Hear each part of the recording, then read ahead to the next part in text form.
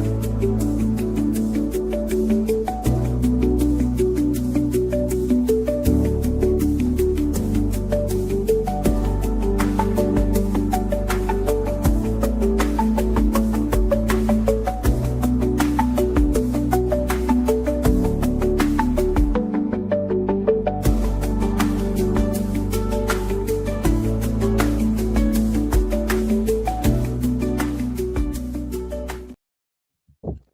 Hi, friends.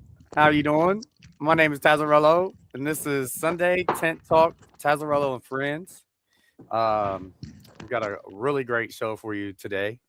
We're going to talk about water practices and between like living soil and hydroponics. Uh, I appreciate everybody being here. John Lindsay in the house for sure. First one. I appreciate you being here. Who else we got? Big Germ. Got Chaotic Rage in the house right here. I What's up, appreciate you being guys? here. How you doing, Chaotic? I'm doing good. How you doing? Doing good. This week's been pretty crazy for me. I was running around like crazy the beginning before the show. And I'm glad to be here. Um, let's say I do know watering in living soil. I think all right. So when I first started growing cannabis, I went to Fox Farm, right? Fox Farm 5 gallon buckets with the salts. And I don't have like a really good access to a lot of water. I have to go down the road with like 5 gallon buckets and 1 gallon jugs and fill up my water. So I think going hydroponics was like, I think that's the reason why I really didn't go that way. Cause I know you can get super good, vigorous, fast growth. Um, but I, I think another part of it was I just wasn't, I was watering way too much. I think I was trying to love on my plants too much, and so that's why I went towards the living soil, um, and a big bed of soil. It really, I've overwatered the big bed of soil, and as long as when you notice it, you get like some runoff at the bottom of the soil or at the bottom of your bed. I just don't water for a couple of days, and then I kind of keep a good I don't know 10% a week rule. I'll like when the plants are nice and big and they fill up the tent. I'll water like a gallon, gallon and a half every day, but I'll do that consistently every morning when they wake up. I'll give them about a gallon, maybe 2 gallons a day, and I think that's how I keep my living soil going. You know what I mean? But I know you run hydroponics, right?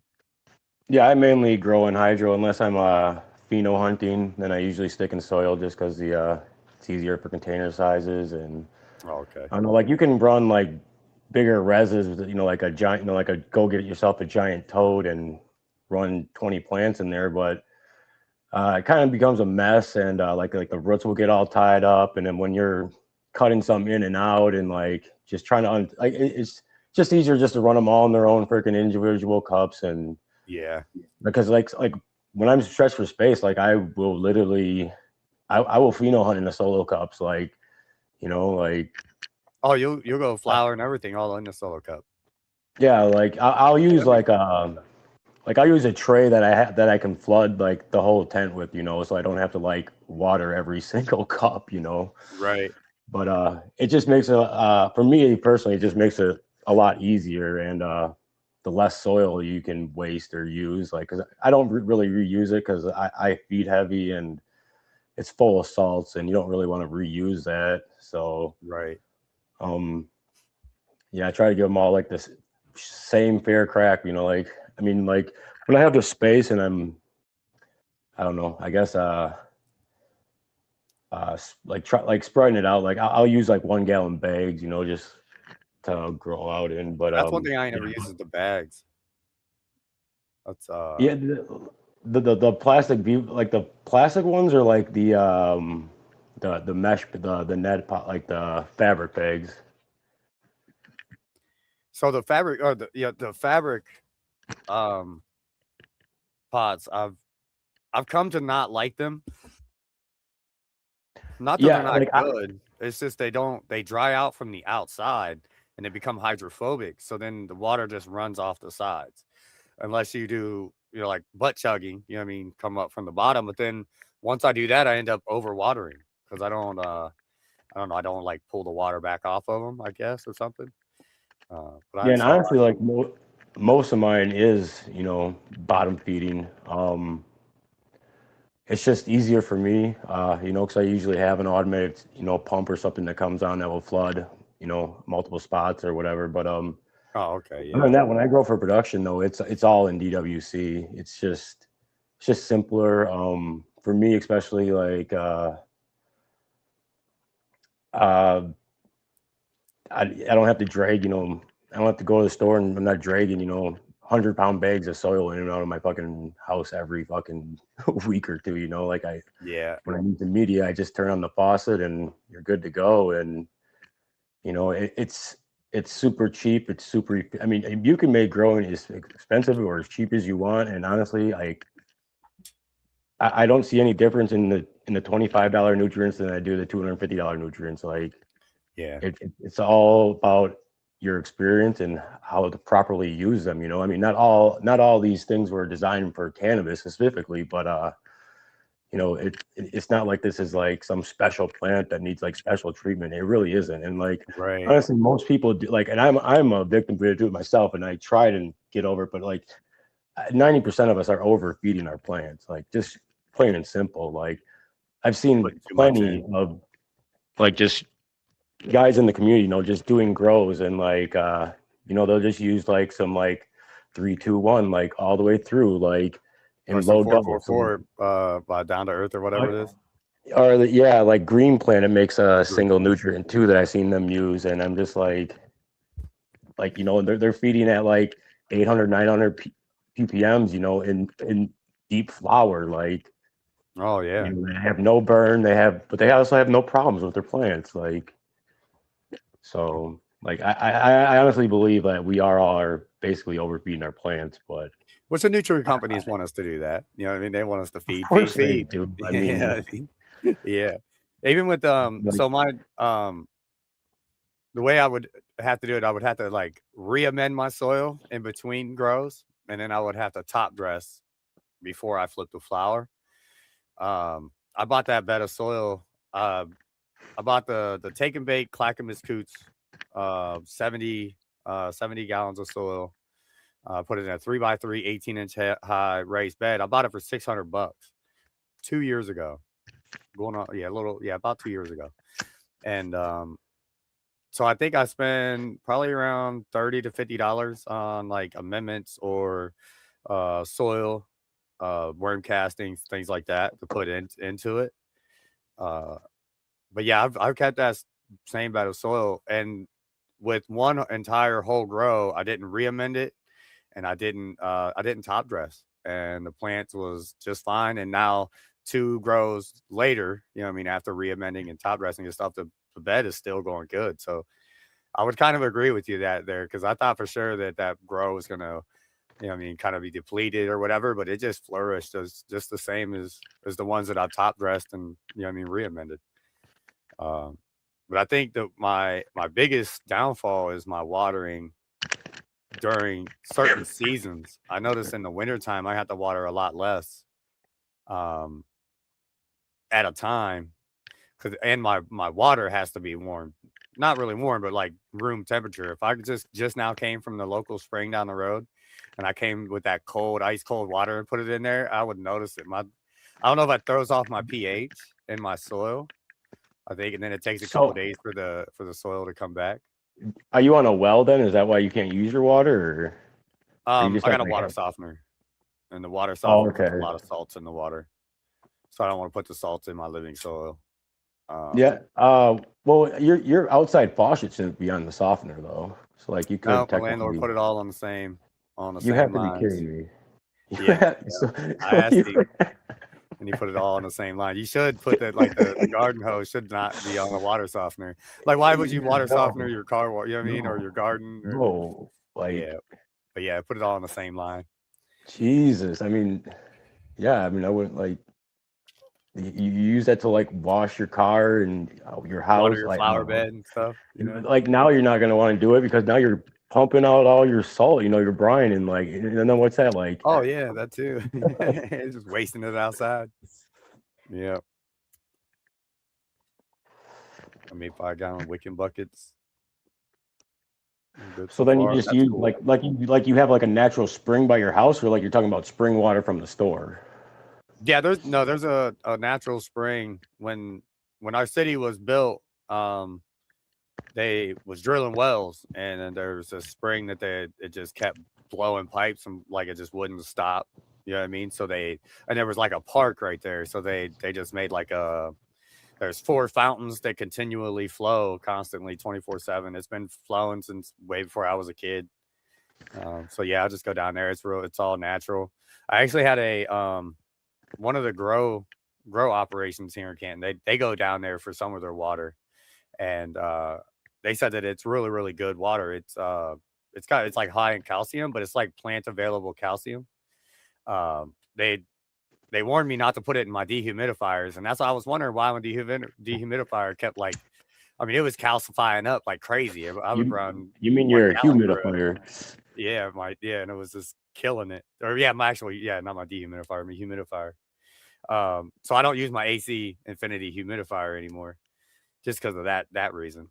If I put my sink water in it, it kind of like gets all calcified up or salts Yeah. in it, and then Honestly, I was never a fan of like adding like humidity into a tent like that, like with a humidifier. Like I don't like if you want to put some I understand if like you want to like control the RH and stuff, but like a vapor mist, like I have a problem with that because like you got like all your electronics in there now. Like, it wasn't just like one light, now you got like all these fancy fucking sensors and electronics in there and all your yeah, fans in there fans and everything. Yeah, and that moisture is not good for them. If you want to raise it, like literally like just stick a tray in there with water in it. Like, and if you want to, you can put a rag in there, and like use it as a wick, but you really don't even need to. I mean, you can just put water in there and it'll naturally evaporate out of there. Like, yeah. I mean, obviously, like people obviously use this stuff, but like I would never stick one of those things in my tent. Like, With my I don't big know, bed of like soil and the 1 4x4, I didn't have to use it in that one there because of that big bed of soil, and then I was watering so much with the cover crop and everything in there. Like you said, the humidity was good. The only time I used it is when I had like everything in those 5-gallon pots, those fabric pots, and the water was just because I don't have a like my outtake fan. It just constantly runs. It just like blows right out into my lung room. Uh, so yeah, yeah, I was just fighting the elements. It was just as I was putting the humidity in there, it was just coming right out of the top of the tent. So I there was a lot of negatives to it that I was like, I'm just gonna stop using it. yeah, Yeah, it's like one thing I've learned like after like almost 27 years of this now is that like the I use as less as things as possible. I mean, like like it if I mean like unless you're like trying to grow some like cup wheat or something, like your plants don't care if it's 20%. I mean, okay, unless you're in like flower, like deep in flower, then you want to worry about your relative humidity. Other than that, like if you're just in veg, like I mean, you got good air movement. You're not, like you don't have like leaves all hanging out on each other. Like you can run freaking 80, 90% humidity, like, or even in wintertime, like my basement like barely gets into like the 20s, like, yeah, and I don't add humidity, like I yeah. I haven't just let the this plant. winter. I haven't touched it at all, and my plants are doing great. They love it. And like you said, it's But like 20, 24, 25% the humidity. the only thing I do notice, like when it's 20% humidity in the tent and I leave them like that, I mean, like it's gonna be more than that in the tent anyway, so you got plants in there now and they're gonna raise humidity regardless. But you're just gonna be watering more, more frequently, like because that's one rule is like people get messed up was like when I tell somebody you want to water more but less, so like you want like you say like you want to give that plant a gallon of water a day, but you want to give it, a quarter of a gallon 4 times instead of 1 gallon all at once. Like you want that dry back period and the wetting period. Like you want that going on all the time. It makes your roots active, and that's what it enables your plant to grow faster is active roots. When they're always Yeah. searching for that moisture. Like Yeah, so no, to keep that's your like in my living soil, it'll keep my my mulch layer at a more even moisture level. Rather, because if you just drown your that area, if you just drown it, then all your worms and everything kind of get displaced, and then for the rest of the time they don't really have anything. But if you just kind of if you use like a spray nozzle or some sort of like if you spray rather than just taking your you know what I mean and going in there and just dumping it and then making a big old rut, you know what I mean, in your soil as you eat more evenly distribute your moisture um, less amount but more frequently that's it, it really your living soil will rather definitely thrive because your worms will want to stay up at the top and they'll break down uh that all your chop and drop and everything. And I've noticed that when I do heavy water heavy or whatever, the water will go through and it'll kind of come out. You know what I mean, out the bottom or whatever. So like I said, I'll stop watering for a couple of days doing that. But that was like at the very beginning because I went straight from Fox Farm straight to a big, huge bed of soil. And I didn't know. I still to this day I overwater small plants because I overlove them. I overwater them. I don't let them. I don't like you said. I don't have that dry back time and the plants really need that for sure. So how would you do like a I don't you don't necessarily do a dry back time in like DWC. Would you do a nutrient uh no, fluctuation? no, some people say, like, like when their res is empty, like, if it's not ready, if it's not scheduled for them, they'll just top it off with water. But I always like just exchange my reses, like, and pop in a new one with fresh nutrients. Unless I'm flushing, and even when I'm flushing in DWC, like, I'll still run CalMeg, because if you don't, Okay. like, you'll get CalMeg burn, like, into, like, they'll start feeding off of like your sugar leaves and shit, and like you really don't want that. So Right. you can't just be running like straight water at the end in DWC, because like when you're like in organic or in soil, and in a media where it actually holds on to like the nutrients more than just a bucket of water. The plants they'll find something off to live in there, but Yeah. like at the end of like DWC, like I will run CalMeg, just because just you don't want them feeding off the sugar leaves, like, and they will do it like in the end of flower. So I still run my CalMag, I guess it would be Epsom salts and blackstrap molasses. But that's mainly feeding the soil and the electric conductivity of the nutrients within the soil to a lot of cations. But the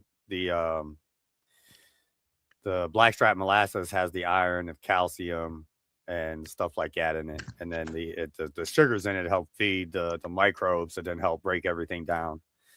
Uh, so yeah, I still kind of use CalMag, just more naturally. Military grade CalMag for the win. yeah. Yeah, like I do cut it out. Like once I hit like three or four, I'll cut CalMeg out, and if it's an 8 9 week strain, then I'll bring it back on week 7 or 8 and run it for Okay. like I like to run it for I like to give them like a good like week on CalMeg just before I chop them. So it's usually what I'm looking for. Yeah, I don't really flush or um what you would say, like deprive nutrients towards the end because, like you said, I'm in a living soil, so the plants are just going to eat whenever they want. So they go through like a natural senescence. They'll start to turn their fall colors, and they'll start to kind of yellow up at the bottom and stuff like that, all on their own. And I'll notice I'm all right. I'm towards the end now. The plant's starting to feed off of itself. It's starting to die. You know what I mean? It's at the end of its life, and I'll start checking trichomes. Um, but at that point in time, I'm watering less too. So during like the flowering time, week 3, 4, I'm still doing like 10%, 10, 15% or so, 10 or 15 gallons of water a week. Because like I said, I bought 70 gallons, but I've added at least 20 gallons to that. So I'm figuring about 100 gallons of soil is where I'm at.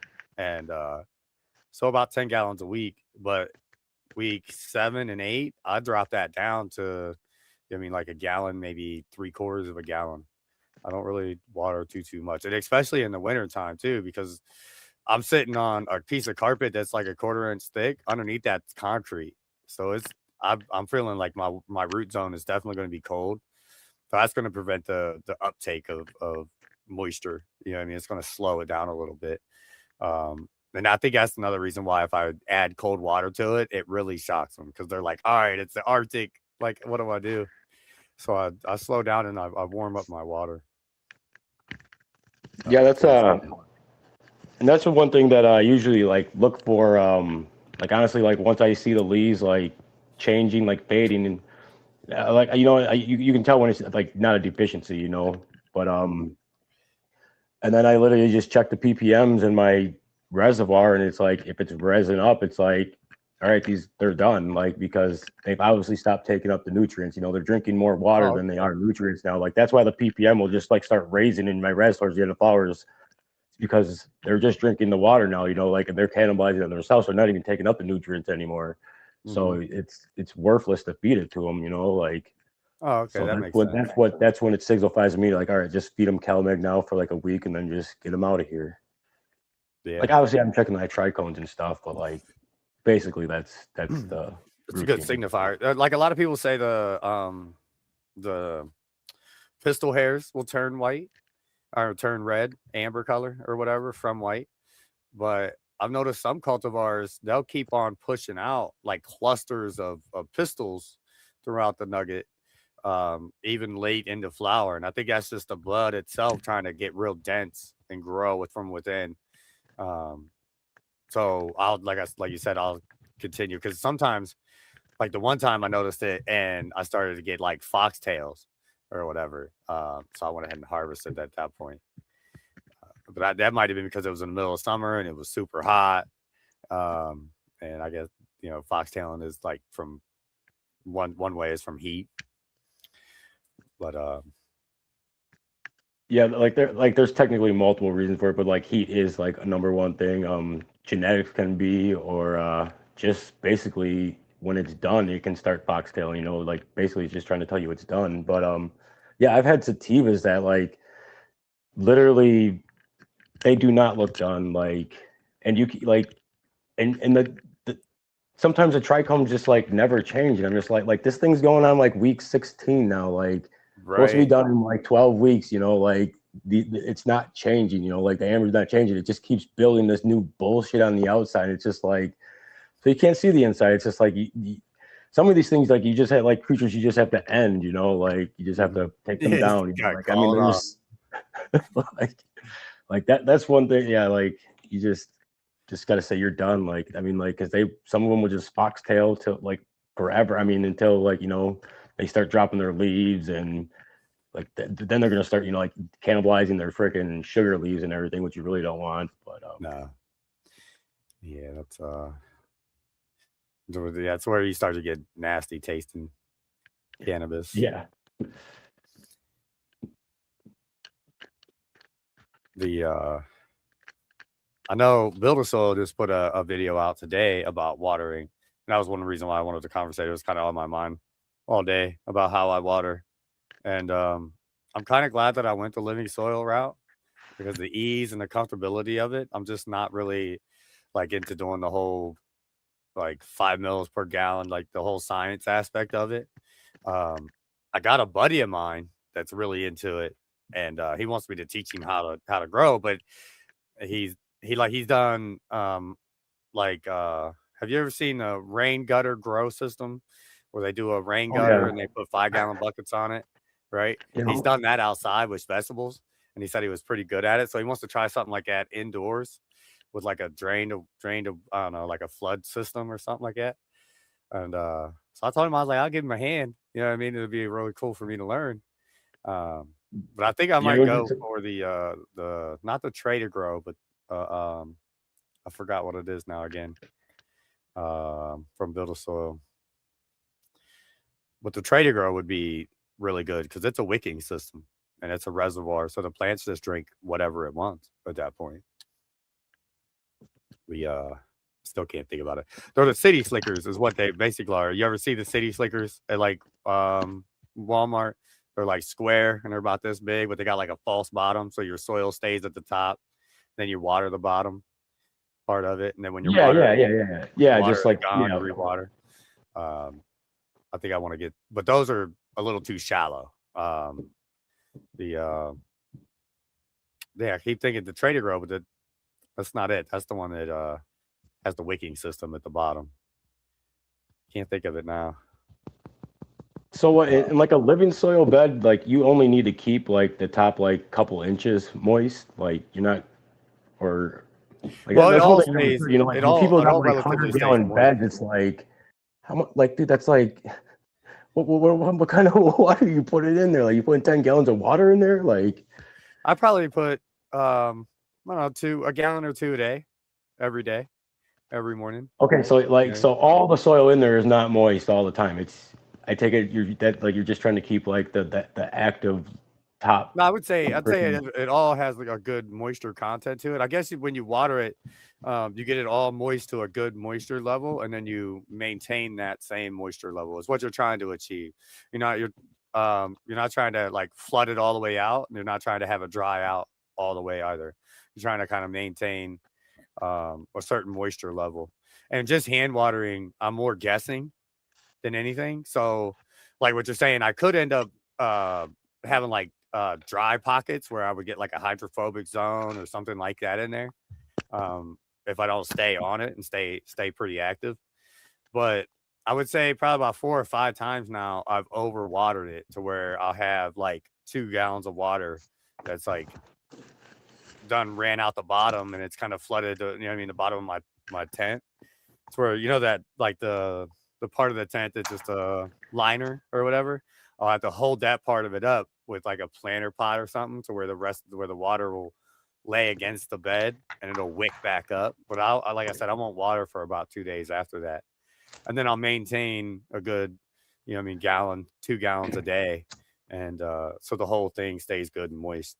Because the difference between these cloth pots and like a grassroots cloth pot and a regular one is it has that plastic liner all the way around. So I'm only got like an air gap at the bottom that's 3 or 4 inches and an air gap at the top. oh The there's rest of it they has have that has a plastic liners on those bins. yeah, on the inside of it. So that holds in the moisture pretty good.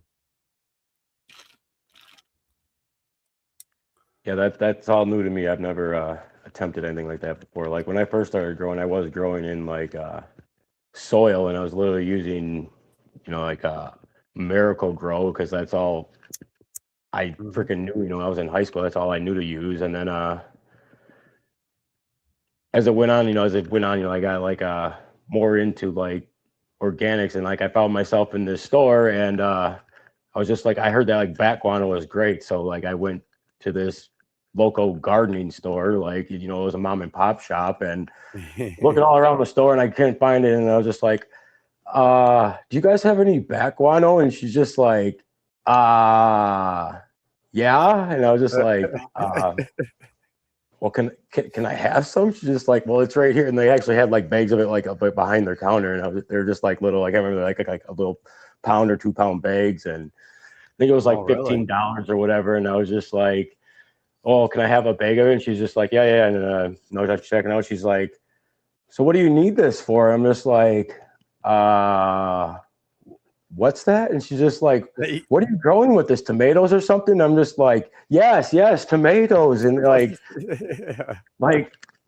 like looking back after years later, like obviously like this lady was probably growing dope herself, like, I mean, like every fucking old hippie in my city fucking did, they just on the DL. And like, actually it was weird, but in my city, like, well, in the county, up until it was right around the time of 9/11, 2001, we actually had where manufacturing of cannabis didn't start until 4 plants. So technically we had a loophole for 3 plants.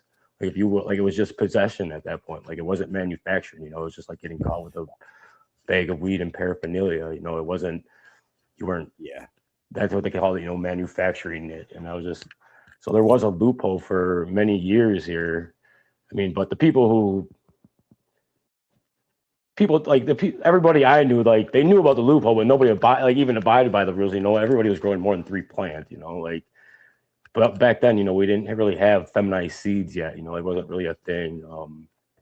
And if it was, like they were very hard to find, and they were definitely made in. I can't even remember the style. Is you know, you just they would just let like the plants go until they started. You know, the females would reverse themselves. You know, weeks after they're done. You know, they will reverse sex. You know, and pollinate themselves eventually, Just and that's how we naturally. got our first feminized seeds. You know, is because it's self preservation.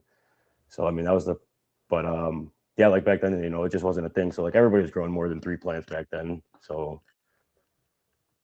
but yeah, but then eventually I did move into like a dry amendment, like organic dry amendments, because it was just so much easier. You know, you could just throw in a handful of this shit and it was good to go for a month. You know, and throw it like, and then I found about like worm castings, and I just started using these dry amendments and worm castings, and did that for a long time, and then it was probably about 10 years after I was growing. That's when I switched to hydro because I was on a way different level and it still wasn't legal by then. So I was like, I can't be dragging. I mean, by that time, I would have been dragging, bales into my house like every day. Like, I was Yeah. just like, I can't do this, like that's, and so that's when I switched to hydro, when I was growing commercially, like still in the market. So, but, yeah, that's one reason, and it was scary, because at the time, like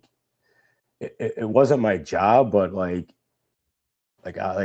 people like they didn't know they didn't know who it was, but like I took pride in it because like when you went out in the city, like who's the shit that they had, like, and I took Yeah. pride in knowing that everybody had my shit, but it it was um a lot. I don't know.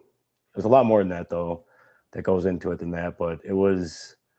I don't know. It was hard, man. Like, like because you back then you didn't nobody knew anybody, and everybody knew somebody though. Like That's you true. were never Yeah. the guy, but you might know the guy. Like even though you might be talking to the guy, but he would never let you know that he is the guy. He's the guy, Like right? it was just a different world back then, and I don't know. I mean, that world still exists though. I mean, there's a lot of people out here that still play that. That have to. Because governments Yeah, just well, aren't coming we, around. we might It's have like to play that in the future because, like, we might end up having to start making our own seeds. And, like, I think, I think what we would need that is a lot more education on breeding, we, and it would. I mean, because there's always gonna be guys like there's 1,000 guys out there like me, and like I know there's more people who are even more passionate about way more passionate about me, and they have real commercial licenses and can do real thing like and these guys aren't just gonna like give up, like, and if it did come illegal, like seeds are not, nobody's ever going to have an issue getting seeds. I mean, right. it never has been a problem, and I don't ever foresee it being a problem. I mean, even when the people think of that, like they're going to try and trademark all this stuff. Like, I'm like, you're never going to be able to happen with the seeds. Like, yeah, people are going to be able to trademark these cuts, and like they're going to be able to keep them in the house and stuff like that. But like seeds, So you're never going to be able to I think, trademark or I think a lot of them copyright. are thinking about the vegetable, like the vegetable market. So, say I wanted to get into selling, vegetable seeds, right? I wouldn't be able to send my seeds to certain places because it's an invasive species to that place, right? Oh yeah, That's not the issue with cannabis. Cannabis isn't an invasive species. It won't go, like, you won't have Captain Kush go to the Netherlands and just wipe out all the land races and just have Captain Kush only. You know what I mean? It's going to morph into, they're all going to breed. It's going to, like, the lineage is just going to continue like it always has been. So I don't think there's an actual that actual problem with because you can't take grapes over, American grapes overseas and grow American grapes over there.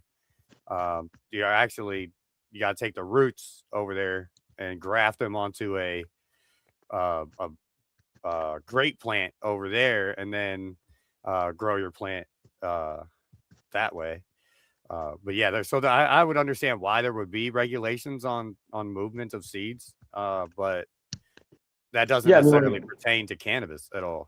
You know what I mean? yeah, I mean, and like that's what I'm saying is like the regulation might come, they might end all of it, but you know what? It like I said, like this market came from unregulated, and if it goes back to unregulated, like that's not an issue for most of us that were in the market before it was ever regulated, and most of us preferred that market, to be honest. Like, Yeah. I mean, the commercial markets are bullshit, like, and it was never meant to be like this. I mean, most of the people that I know, who marched all the way through the '90s, it wasn't for some commercial to come in here and put up 1,000 farms and make 1,000 plants. And it was for mom and pop, like you grow for your neighborhood or this guy grows for this neighborhood, Yeah. we don't need commercial, like Regional medication. it it's already established market, it's already here. It's already alive and thriving. It's just done in the shadows. Like, you put it out in the open. I mean, like, just make it legal. Like, don't fucking gatekeep and all this other bullshit. Like, make it so like you need hundreds of thousands of dollars to like capital. Like, you're just inviting like bad business in. Like, you need people that start here with nothing unless like, Worried about the I don't bottom know. dollar and not the actual Yeah, I mean, patients. I gave up on it like long ago, and it's sad because like a lot of like a lot of states give up after like it gets legalized there. Like, people don't activate. You lose a lot of active people for like once that state goes, like, and it feels like all the states that are getting left behind, it's like they lose all the momentum, even though like it's being legal everywhere else. It's like they can't change their local politics that are like engraved. Like, I mean, a lot of people are trying to, but like you're not just going, like, even if you put the right people in there, you're still going up against like corporations that don't want it, like Yeah. alcohol corporations. And It's got billions of dollars and an invested interest mhm. into lobbying against it. Yeah, for sure. Or you have like so Michigan, they was only paying it's like I can't remember. It's like 20% tax or something like that. 15, 16% tax, something like that. And we was paying 40% tax here in Ohio, right? So they knew that most of our Ohio market was going to Michigan, and they're just coming back over state lines. So instead of Ohio dropping their taxes down to, I think it was 16%. I think, and then instead of that happening, Michigan raised their taxes to 40%. They just created another tax thing and was like, oh, we're going to raise it 24%. And now it's the same as Ohio, um, which, I mean, that sucks for sure. But now the byproduct of that is we didn't have no good, like all the breeders from Michigan didn't want to come down here to Ohio for any business because the taxes was way too high. But now that the taxes are going to be the same, it's like, well, they might as well come into the state and do some business. So there is some good to it, but it's just going the wrong direction. You know what I mean? Oh yeah, I know people from Illinois that drive to Michigan to get weed, Mm-hmm. like all the time, Oh, yeah. I know a bunch of people. like routinely, like they like no, like I'll just go to Michigan and because they're not just going up there to pick up an eighth or something. They're going up to pick up their maximum whatever they can get for being out of state. And Yeah. they're still gonna pay. Dude, you're still paying like less than half what you would like in Illinois, like just because of the stupid taxes. Like, I heard Michigan like did raise theirs, but or they are or something. But Yeah, it's in lobby and or whatever that's their but yeah, I couldn't believe it. I was like, wow. Well, I yeah, think because their tax was like flat all the way across the board. Like, it didn't matter what you were buying. It didn't matter if you're buying edibles or oil or flour. Like, it was all the same also tax. I think it was like 12% or something. And you go to yeah. Illinois, and then they got like 23% on flour, and then it's like 30 on oil, and Oh, then like really? It's edibles different. are like 40 something. I'm just like, Jesus, man, 40%. like taxes. Like shit's insane.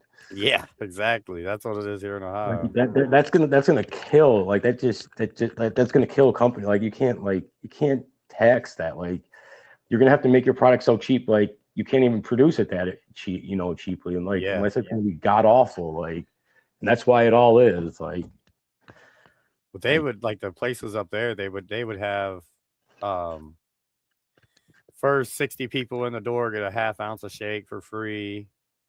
You got to run deals like that. You got to give stuff away, and that's like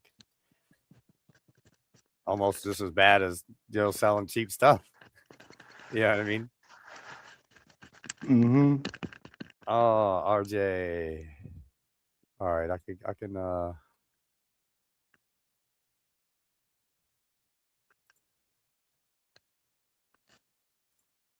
let's see here. I'm gonna post it on a DM in your Discord. If I can get to it. Yeah, right here. Then that'll be a forever link for you, RJ. Um, I gotta add you to the. So, oh yeah, so I added Chaotic. I added you to a private link or chat room in the Discord for just Sunday talks. All right. Galaxy Rob, what up? What up? Hi, friend. How are you doing? What up, Catherine? I'm doing really, really well. Hi, friend. It's the latest fish news. Listen, it's kind of fishy out there. Kind of fishy. I don't know. The news stories are kind of.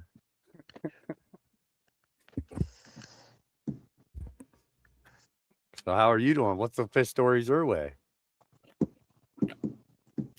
But I've done cough so much. I've done had to drink all my tea. Now I'm out of tea. God.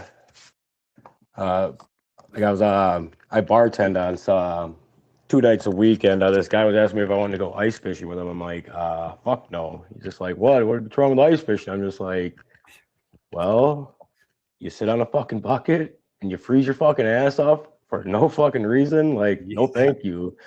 This guy's like, oh no, no, no. He's just like, I got like a tent and blah blah blah. He's like, we set it up and I got a heater in there, and I'm just like, no, I don't want to be like bundled up in a little tent with some dude like just drinking beer, because it was like now, of course, now like this week it would be like great because it's like been like 50 degrees, but like 7 days ago it was like minus 20. I'm like, Yeah. no, thank you. Like I'm not going in like because you can't even like get out and like walk around. Like, 'cause I don't mind like going out there and being on the ice, because like some places like I've gone ice fishing and I've never even fucking fished, like Yeah. like lakes freeze around here, people push their fucking houses out there and throw fucking parties. So Oh, really? like, yeah, like I mean, then you drive out on the ice, and so I mean, like it's like like there's some villages out here, that pop up out on the fucking ice, and they'll Oh, be out there wow. for 2 months straight, like the DNRs like tell them when they got to get it, like Right. can't remember the date, but they gave them a date when they got to get their shit off of there. But yeah, they'll literally pull up and they'll plant down there for 2 months like straight, and they'll just live out there. Like, no, That's thank wild. you. Yeah, that is wild. But I mean, yeah, it is cool to go out there and like party, for a day or whatever. But like, yeah, like living out there, like, no, like, fuck that. A bunch of down to earth fertilizer, living soil or super soil. Wish me luck. So, living soil is a concept. Living soil isn't a product. Living soil is a concept. You create a living soil through the medium that you Yeah, I have. made it. Hi, friend. So your super soil, once you put life into it, it becomes living soil. Once you continually like add to it, chop and drop, you got he might not have been able to hear us. And you have you'll end up having like different kind of spider mites in your so there's like 100 and some different species of spider mites, and only like 10% species actually affect the plant itself.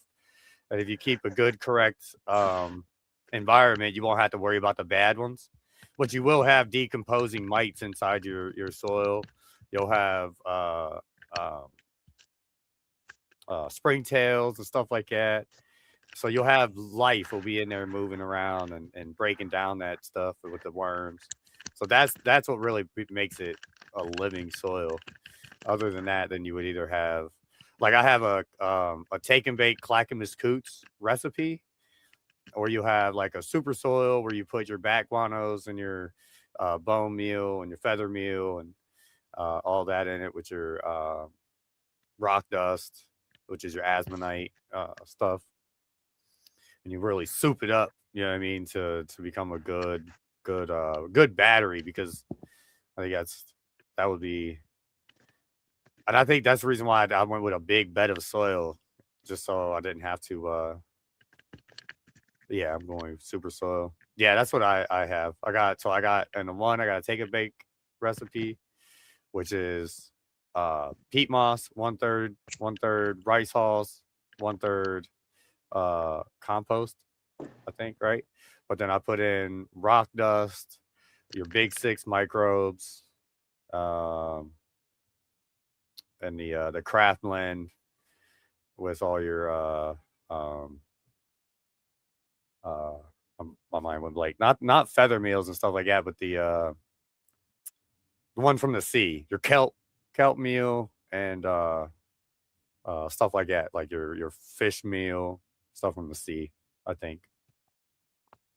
I think that's what Clackamas Coots. They try to get away from like the industry, like the slaughter industry and stuff like that. Uh, More ethically. So like your peat moss.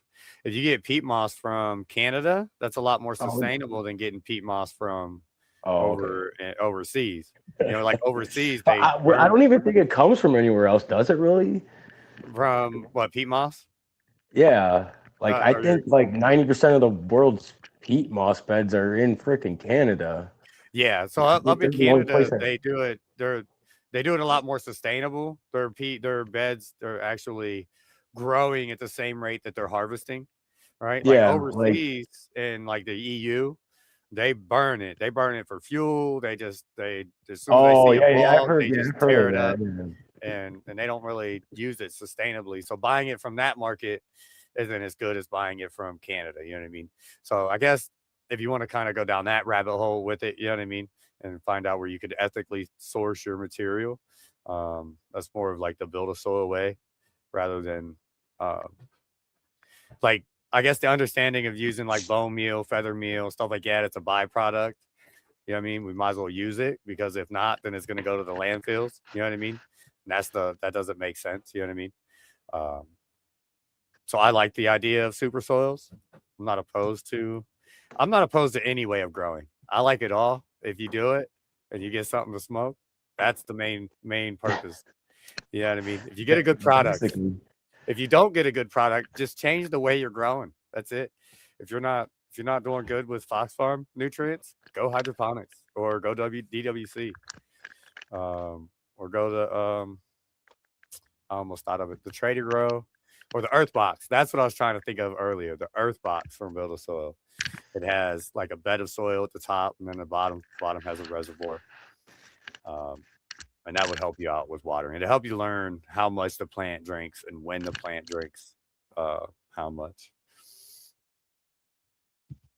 Yeah, like that. Like that's one thing. Like people who like have started growing. Like I've always like they like tell me like, well, how should I grow? I'm like, well, whatever's easiest for you. But they don't even know the different types of ways of growing. Like because they'll know that I grow like mainly in DWC, but like obviously they know that like shit grows in soil. So it's just like, well, naturally I want to do that. It's just like, but it is a lot easier to do this, and it's like I personally think it's easier because like you're mixing the nutrients no matter what. Okay, so now you're just leaving it in the bucket and you're throwing a net pot on it, or else you have to like figure out how to put that into a pot now with soil in it and not kill a plant because with plants that are young, like they are very susceptible to the water, and like that's one of the biggest things that like I know that new growers run into is like the amount of like water you want to give and how to water, and that's why like I've always just like you're already mixing your nutrients, just leave it there. You got a res, just throw a net pot over it and throw an aerator in there and call it good. Like, Yeah. you just got, it's literally not any harder than that, like I remember when I switched, like I was literally like checking the net pot like every like 2 hours to see if the roots were coming out because I was just like, oh my god, this, I kept on like dumping cups of water over the top of it. Like this thing's gonna die, it's just sitting there with no water, like it's gonna die. Like it's just got, it's just hanging on to these clay pebbles, like that dry out like within an hour. Like there's no effing way, like, so I kept on Yeah. like dumping water over the top of it, but like I did that for probably like my first couple of grows. Like I always like fed down the top. Like I was just like, like I'd be down there every couple of hours, like throwing water down over the top, Remisting the roots. yeah, because I was like worried about it, like it drying out, but like before the roots would ever get out there. But like I just, now like literally like once they pop, like I don't care. You can put them in a 6-inch net pot, 8-inch net pot, like right out of a plug. Like just throw them in there, like, and I won't top water it because, if you have enough aeration in there, like which I usually run pretty good aeration, like it keeps like all those clay pebbles like pretty moist, and like you don't like the plant like will find those clay pebbles, like so you don't really have to worry about it, like I which think I that's the thought, same thing. That's the same thing. Fresh Princess was saying about her tower. Yeah, the roots. They'll. I mean, if it's a good amount of a root, it'll find its way to the water. It'll get there. mm-hmm. What's I thought that Yeah, was and they pretty. and they technically don't have to be in the water, they just got to be kept moist, so like I said, like if you got good aeration in there and you're making good bubbles that are breaking, like those clay pot, and that pot's going to stay moist, so like, Yeah. but I remember when I finally made that jump, like I was like really worried, like I was gonna lose like all the plants. Like I was just like, this is a stupid idea. Like, why am I doing this? Obviously, I had like cuts of stuff, like laying back up, but like, like this could have set me back, and like, it would have been, a month setback, which is Yeah. a pretty long time when you're growing on a very tight set schedule, like. Yeah.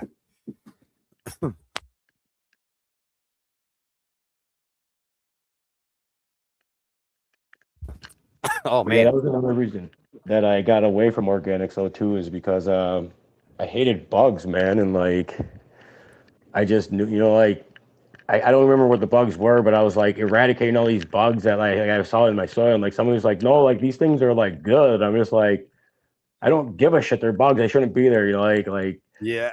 Like I didn't know what was good, what was bad, and like honestly, like it just like there is more of a smell in organics, like so it was like Yeah. you're running like extra carb filters, like just because of like even when you're in veg, like your whole house would stink. Like damn, like I mean, like I don't know, like I can't admit like there is still like a smell like with synthetics, but like it's different. And it's definitely not as strong. Like Yeah. When instead I of open like up my smelling it the tent, yeah, second you you can step definitely in the smell door, it. like you can smell when you get at the top of the stairs. Like Yeah. but yeah, like I don't care for any like the smell of any organic, especially when you're like like the organics that I started with, like fish emulsion and like that stuff. Like you didn't want to spill that on you or any like I hated opening the lid on that stuff. I was like, oh my god, no, I don't want to deal with this bottle. Like what if I get this somewhere, like this shit like will stain you with that smell. Yeah. Like Exactly. Yeah. The bag guano too. You shouldn't breathe that stuff in at all. That'll I give you didn't like know that shit mold in did. your Yeah, lungs. yeah, like I know that shit now, but back I didn't know Yeah. it. It was just dried out, and all. And I was just just Right. probably like eating half of it, like yeah, like back then, because when I used the back one, like first started using it, like I was like I said, I was like a teenager, like I didn't Yeah. think any of this stuff could hurt you. I thought it was all edible. It's organic, right? Yeah, Like exactly. Yeah. It's organic. It's safe. With like I got like this you might have. bone meal. The only problem I see with this comment is the perlite. the perlite in your living soil, perlite's really, really light and it floats in water. So eventually all your perlite will either crush and degrade away or it'll float to the top. So what we use is uh, the stone, the white stone. Hmm. Um, it's lava rock. My brain went What blank. The stuff that hold on, let me see. what are you thinking of? The aeration stone for living soil is Oh, pumice stone. There you go. Yeah, pumice. You want pumice stone or some sort of a lava rock. The pumice stone is going to be really, really aerated or really holy and like Swiss cheese like. So it's going to have a lot of surface area for a lot of bacteria and protozoa and stuff like that to live, and air to be trapped and or moisture and stuff like that. Plus, the stone will stay in the position wherever it is in the bed. It'll stay there. It won't like settle to the bottom or go to the top or anything. It'll only really migrate when you kind of not really till, but you move around your soil because you even though it's a no-till living soil, right? Every once a year, you kind of want to get in there and really kind of work everything up, or every 2 years or something like that. You don't want a bed of soil just sit there for 10 years and just allow it to be compacted and get more and more compacted. You want to kind of get in there every couple of years and aerate it up. And which I've only done that once. And the reason why I did that is because I had to move the bed of soil. So I've already done it within a year. So I won't do it, you know what I mean, for a couple of years now, unless I have to move the bed of soil. But yeah, I would so use pumice.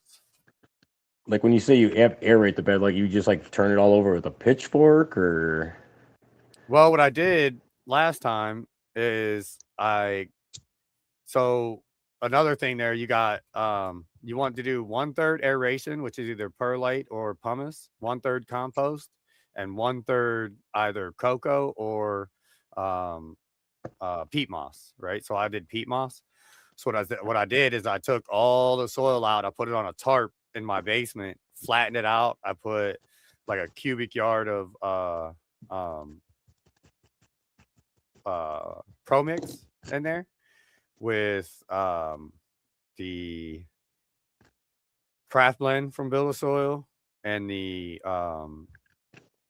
Build a Flower from Build a Soil and some bat guano. And I re-amended that cup or like a cup per yard or so.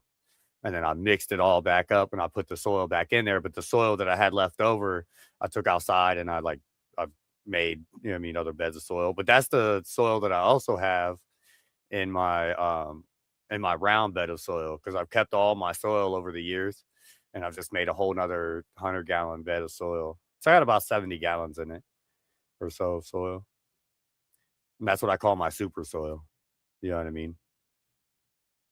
but I mean, like, do you have to actually have to like turn it, or do you just like drive like a rod down like in there, like and make holes like so You like probably could do it that way. Yeah, you wouldn't have to do it the way I did it. I was kind of drastic with it. It was a hell of a job. It was work. It's not something you'd want to do all the time. But I just did that to make sure it was nice and re-amended. What I should have done too is to put some rock dust in it, um, or use the 3.0 soil instead of using um, the Pro Mix. Because the Pro Mix has perlite in it. But I put every time I transplant into that soil, I use 3.0 soil, so it has pumice stone. Because you could use both. I mean, but just know that over time, your perlite's going to crush away and or float to the top. Over 2 or 3. But yeah, I do appreciate. So have you ever heard of the Craddy system? That same thing. Krantke. Craddy? Cranty? I think it's Krantke.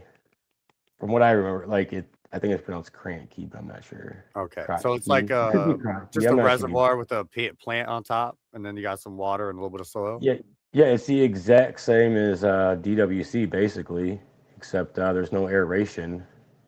You're just leaving a bigger gap because you don't, like when you put have your DWC, like you usually like you always want at least a half-inch gap between your net pot and your res. But when you have the aeration, but in Cranky, instead of aerating your pot, you just leave a bigger gap. Leave like a 4-inch gap, air gap in there for the roots. Because air can get into the bucket and stuff, obviously. So the roots will be able to breathe that air, and you just got to leave the air gap in the water so they can get to it. And Yeah, yeah, like I've never like I've done it outside before, like with really like vegetables, like tomato plants and pepper plants, but I've never done it with cannabis, just because like I have all the gear for aerating, and I I don't know, it's just more peace of mind. Like I know that like the only thing bad about aerating is it does add heat, because you got a motor that's running nonstop for years sometimes, hopefully, like if you keep it oiled, like. right.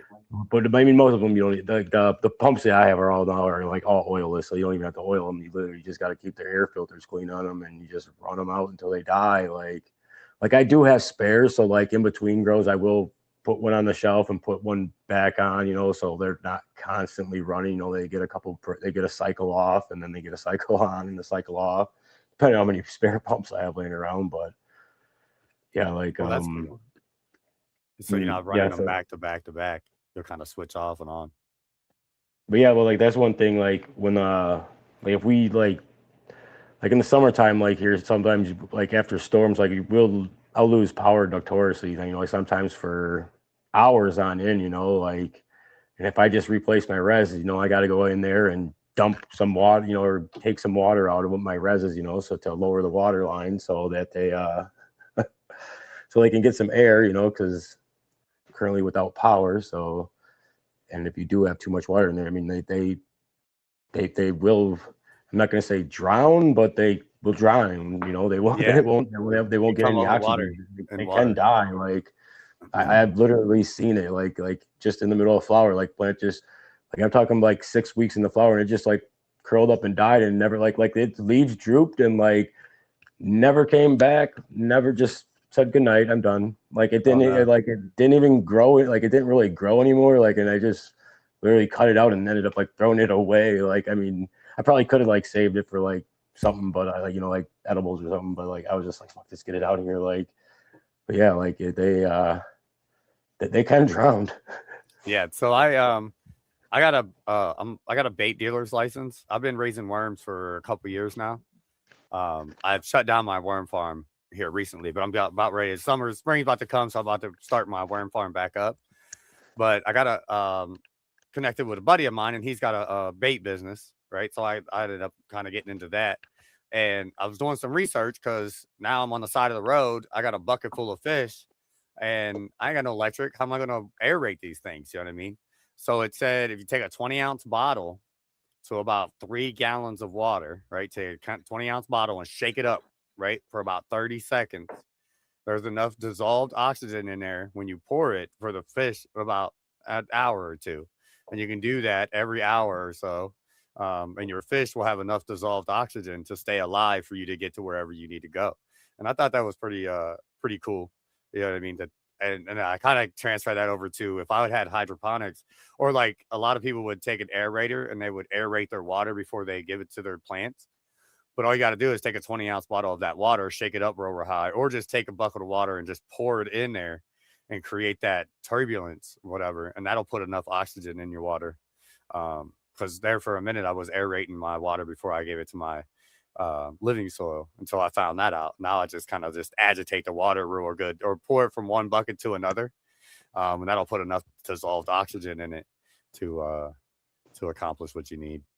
But that's only if your power is out. And like I said, you'll be down there every hour on the hour, each bucket. That would be it'd be a little bit, but your plants would survive. You know what I mean? There would be some real love. That's some dedication. Yeah, it's funny you say that you're a worm farmer because I remember when I was a kid, like I used to fish a lot, and like when I was like a little kid, I used to use worms. So like I'd always go out at night, like and if it didn't rain, I would just water down backyard with the hose, and I'd go out there at night with a flashlight and catch night crawlers. And then one night, my neighbor came out there, and he had this homemade contraption that was like hooked up to like a lawnmower battery, and it freaking had, it was just this rod that he would shove down in the ground, and like you didn't have to like fight these night crawlers to come out. They just like came out of the ground, like they just came out of the ground, like completely out of the ground, like even when they come out, like when the ground is wet, they'd only be halfway out. So when you would catch them, you still have to like coax them out because you didn't want to break them. So you still have to coax them Yeah. out. But this guy just came over here and he's like puts it down in the ground and just like they just came right up to the top, like out completely. You just go around and pick them up off the ground and just throw them into your bucket. Like that's so crazy. yeah, I remember when I was a little kid, like I remember like catching worms like that. And then when he showed me that, I was just like, man, I could be like a worm farmer. I could like sell these at gas stations. Yeah, yeah. We have a lot of pay lakes in our state, and they just lobbied to try to shut down the pay lakes, and that failed. Because people love fishing, and like the pay lake you go to, the one you pay $12 for 12 hours, right? It's catch and release. But they got 30-40 pound flatheads in there. They got 15-20 pound, channel cats. They got, you're coming out of there having a good time. They got good, 8-10 pound bass. They got good 3-4 pound bass also. They got 2 ponds. So yeah, it's an awesome time to be there. And I would rather go to a pay lake rather than just a regular lake that they really don't stock very often, or it's really an ecosystem. So it's, kind of lucky if you catch something. You know what I mean? And then that's kind of where we sell a lot of our bait and worms and stuff like that would be at the pay lake, because they got pay tournaments and stuff like that. So it works out real well for me because I could take like the fish waste and I can turn that into fertilizer if I need to for like my outside grows and stuff like that. The worm castings, the worm juice, all of that, I can use all of that and end up making, fertilizers or stuff like that for my plants, for my roses, I would say. But yeah, go. I was gonna say like the worms are like those are in there because they'll like break down all like the old material in there, right? Like the root systems that are and well, I like got 2 kind of worms. I think I got 3 kind of is worms. it just because they make worm castings or the worms actually do something else? Yeah, so they'll burrow through, and as they burrow through, And aerate that it. helps with compaction. It creates the tunnels and stuff like that. So I do have night crawlers in my bed of soil at this point. I had like pencil sized night crawlers. I put 5 of them in there. So they burrow down and they stay down like a foot and lower in the dirt, and they'll sit down there and they'll burrow around. And then I'll have I got red wigglers and Indian blues, and those 2 are good composters. And they'll kind of stay at the top, and they'll keep that top nice and fluffy, because you got 2 kind of roots, and you have feeder roots that'll kind of spread out and feed. And then you have water roots that'll go down and try to tap in for a good water reservoir, water source. So keeping those 2 rhizomes nice and moist and aerated is I guess the your main thing that you want to do. If you overwater them, basically what you're doing is you're taking all the oxygen out of your zone, and then at that point in time, you'll end up getting anaerobic bacteria, and you'll get root rot and stuff like that. So erring on the caution of underwatering is actually better than overwatering. You'll start to see tip burn and nutrient burn if you underwater, so you'll know to go ahead and start watering a little bit more. And that's the only reason why that is, because the nutrients in that solution, there's less water and there's more nutrients. So the plants are kind of uptaken a lot. So having that happy medium, and like you said, less water more often is better than just all kinds of water at one time.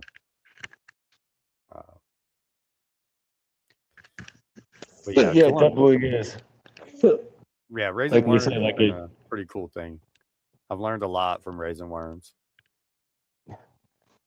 I wouldn't know anything about them except that they go on a hook.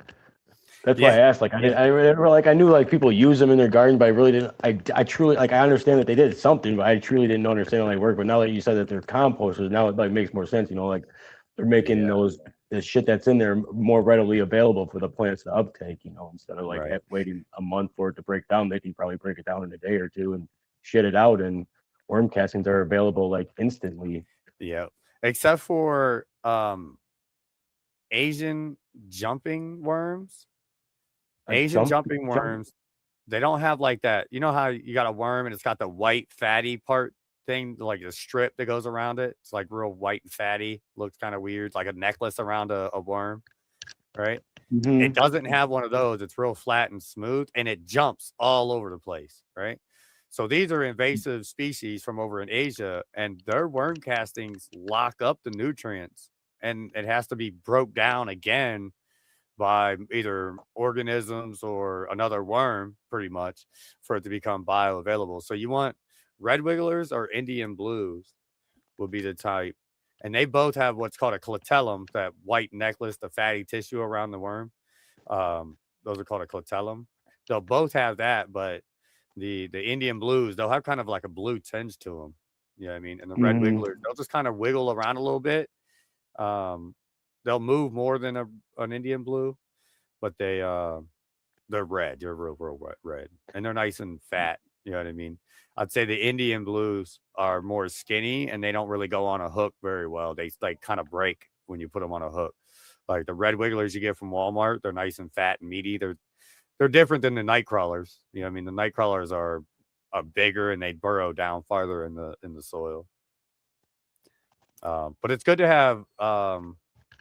It's good and bad to have certain things in your living soil. Also, like roly polies.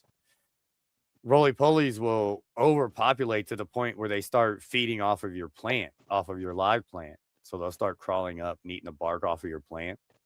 Okay, If you so the keep okay.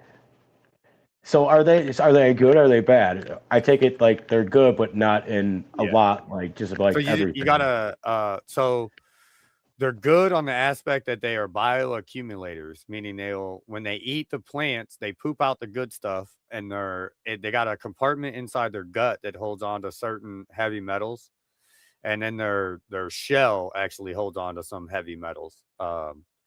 And so what you need is what you want to do is you want to leave them in there for a couple generations and let them kind of population explode.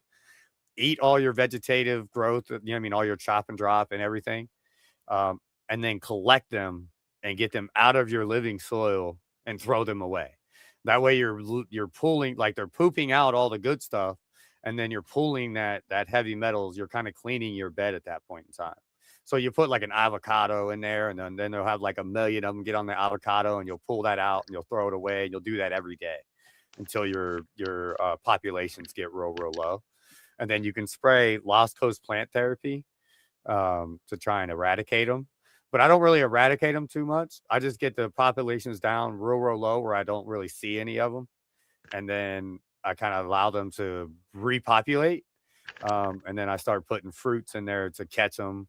I kind of buried a can and some of them fell in there, but it really wasn't as effective as put like a little one of them little pumpkins, put that in there and let it rot on the bottom, and they'll just like go up inside of it and like make a home, and there'll be a million of them in there, and you'll take that whole pumpkin out and just throw it away. You know what I mean? And Yeah, that's a because way that you're honestly that was one of the bugs that was the reason I stopped because that was like the bug that I got two different opinions on. You know, like one guy was like, "No, kill all those things," and like one other guy was like, "No, those are fine." And I'm just like, they're it's kind of "What? like What?"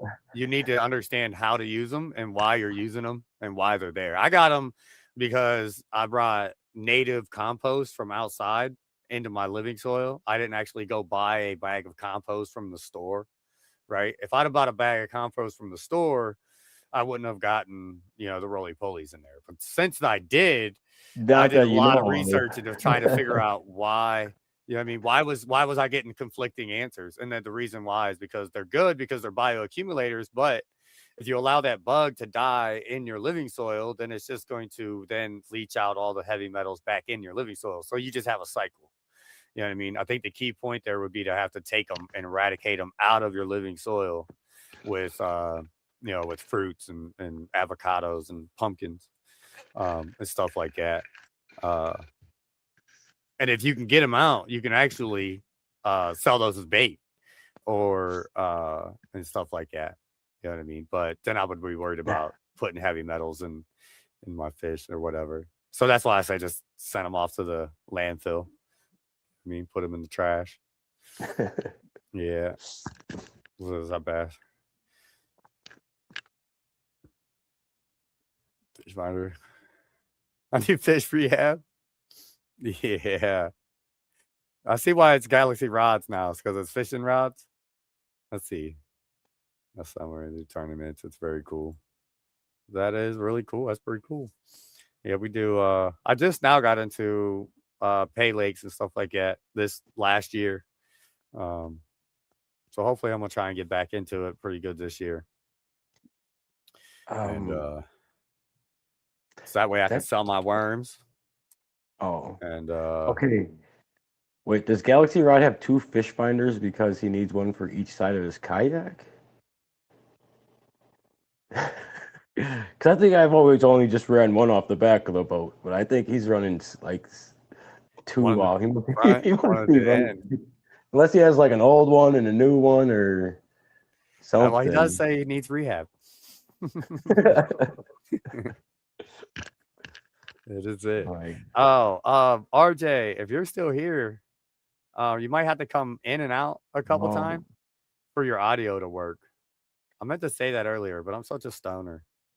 So wait. One for mapping and one for live scope. Yeah, so I think he can, like, one's like an actual like sonar, and then like I think one's a freaking camera. Oh, really? Like, so you can see down there, like, hi, fish. Yeah. Yeah, put the bait right on their nose.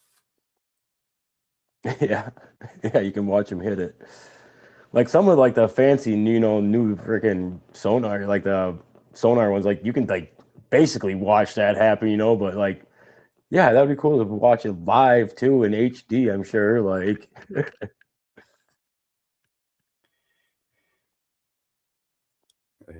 he said Southwest Missouri. Yeah, I used to do tournament fishing when I was a kid, actually, when I was like 16 to like 20. Obviously, then I don't know, then I just kind of like grew out of it, like, I don't know, but it was fun for those. I mean, me and my dad would always like compete, like he wasn't a real competitive, he was just like my extra man in the boat. But there was one year he ended up getting the big bass award, so like I can't say anything. Like I was just like, Jesus, man, like, but yeah, it was pretty dope though. Like I loved competitive fishing, and yeah, I don't know, it was just like, I don't know. My son entered his first tournament. He's like 8 years old, I think he was. And my wife was walking one of our kids down to it was a smaller fish, and her pole caught a big huge carp, and so he ended up reeling it in and almost drug him in. And but yeah, we got it in. And some guy come running down with the net, and we got it in and took it down there. He ended up winning. Now he wants to enter into all kinds of tournaments. Now he wants to do them all. Yeah, so I thought that was pretty cool. His first one, and he got the biggest fish. It was like just a regular pond that they stock, and then they guard it for like a night, and then they have tournaments for the kids in the morning and for the adults in the afternoon, and then they open the pond. The pond back up. It's just it's like an open public pond, to go to and fish all the time. But they got to guard it. Once they put them fish in there, they can't just leave it overnight because everybody will come and fish it. It'll be gone. It's a public lake, you know what I mean? Or public little pond right off the main road. But yeah, I thought it was funny. The cops got to sit there all night, make sure nobody fishes it. And then the kids come in and fish in the morning. Yeah, I mean, like, even sucks because, like, I remember, like, days, it'd be, like, 50 degrees out, it's fucking windy as hell, and, like, it's raining, and it's just horrible. And like, you still got to be out there for 12 hours. Like, Yeah. it's all about Yep. the, about then it wasn't like I was 16, I was still living at my parents' house. So it wasn't about the money, like there was money on the line, but it wasn't about the money, and like, I had to remember, like, I was dragging my dad out here, because you had to have two people on the boat, so I was dragging my dad out here on the weekends, and he had a full, like, I worked, but I didn't, I was in high school, and like I, like, work, I was a kid, it didn't matter, like, I could Right. 24/7, it didn't matter, like, so I was dragging him out there on like the weekends. I was just like, like, because none of my friends fish, they're like, and they're sure as hell ain't going out there. They like they've seen, like, they knew where I fished. I fished in this tucked away bay, and there was a county road that came right by it, and they would always drive by that bay, like at a certain time of day, and they'd always honk and wave, and they'd like, even when it was raining, they'd be like, fuck that, like, it's fucking freezing and windy out there, like, I ain't going out there, like, getting rained on all day, like, that is not fun, like, and it's not, but like, I don't know, it was fun to compete, like, but I obviously on days like that, like, I felt bad for my dad, dragging him out there, but that was like one of the reasons I got out of it too, like Core I could have memories. found somebody else, but I was just like, fuck this, like I really only enjoyed it because I was spending time with my dad, at that point, so Yeah. um Yeah. Yeah. Getting caught 4 miles. 4 miles from the ramp with a kayak and the wind picks up. Yeah. Go back out. yeah, I think it'd be crazy trying to bring in a fish with the in a kayak. Hopefully it's not too big. Flip you over. I remember one night we had got stuck. We were back in this bay that I always fished, and like it was really secluded. So like the chances of like somebody coming, like we literally lost like our main motor. It wasn't starting, and like our trolling motor was like basically dead because we had been using it all day trolling, back and forth, in our fishing spot. So literally we had oars and we started oaring back, this 20-foot bass tracker, with oars, like back, and I'm just like, oh my god, dude, it's gonna take us like a day to get home. Like, we pop up the lights, once we get out of the bay, and like there's just like nobody around, it's already, like tournament already ended freaking like almost an hour ago. Like, we're not, Yeah. like, well, we never came back, and like, there was actually people there just like, like, well, what, like they knew that we were like hadn't come back. So like after the weigh and everything, they were just like, well, something might be wrong with them, we should probably go find them. And like all of a sudden, like we could actually almost we couldn't see where the weigh-in was because it was in another bay, it was half mile down around this corner, but we could see all these boats coming out, and I was just like I knew we were like going to be saved by them because like I knew that they were coming back out because where you Yeah. weigh in, where you also take the boats out at, the boats didn't all leave, like boats came back out, and we're like, I was just like, oh, thank God. And like the person that just came us over, like, was just like towed us all the way back in. I was just like, man, like I was just like, it sucked, but I was just like, I was so thankful that like they like somebody like actually like realized, hey, like this boat didn't come back, we should probably figure Well, this out try and to get find them. them. Right. Yeah. That's good. And the good thing they just assume you was like you just quit and just left like a couple hours ago. Yeah. And then your fish won't count. We're just be Yeah, glad you no, got we, rescued. we definitely we definitely missed the way. I mean, that was just the luck of the draw. Like we knew we were missing the way, and like I mean, we knew we were missing that, but we're just like, man, we at least got to get out of this bay onto the main lake, so like somebody might see us, like, and tow us back, because nobody's coming back in this, and like when I say a bay, like this is like a like a wide river that goes like 3 miles, like, Oh so wow. it's Yeah. a bay, but like It's not like a it's not cove. part It's it's a not part of the main lake. We call them we called it, we had a name for it, a bay. It was Turtle Bay, but like it's not it's more of a wider river channel that was coming off the lake, but yeah, like, and nobody went up there because it was all just snake. Like the actual river that was up there was all snakes, so nobody came through there with a boat. Like you might see a kayak come through there, like Mr. Galaxy Rods, but what's a kayak yeah. gonna do? He ain't gonna haul you back.